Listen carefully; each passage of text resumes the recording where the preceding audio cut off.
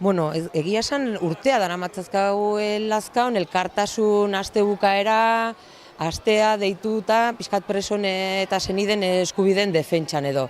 Eta urten buru belarri jarri geha, orain presoak ekimenarekin, garrantzia emanez larun bateko manifestazioari, eta herritik abiatuta, atzo egin gendune plazan, mai inguru bat, hamarkadak dielako espetxe politika pairatuz, bai senide eta presoen egoera ezberdinek, eta Lazkaon bertan, pairatu izan ditugunez hainbat esperientzia, nahi gendun konpartitu, ze gauza asko intimidaden gelditzen die, gauza asko sufritu die, eta uste dugulako hori ere kontatu behar dela. Orduan atzokoa izan zen, Lazkautarrek egindako emozio eta sentimenduen trasladizio bat edo hortan izan zen.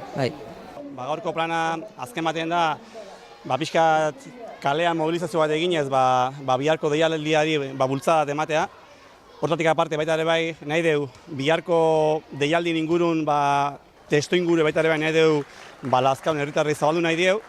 Eta gizakate bat inbar deu herrian zehar trikitisa pixatekin daula, eta gero ondoren herri afari daukeu, eta herri afari bat daukeu, kantu afari bat da benetan, eta azken batean soziala betetako, eta ematen du jende pila bat elkartu behar dela, eta nik uste giro ona ongo dela. Eta hortatik aparte, inbar deu biharko deialdie, eta biharko deialdie Donostin Antiguako tuneletik irten da, arratsaldeko 5:00 manifestazioa dingo da, eta jende guztiari animatzen dio han parte hartzea.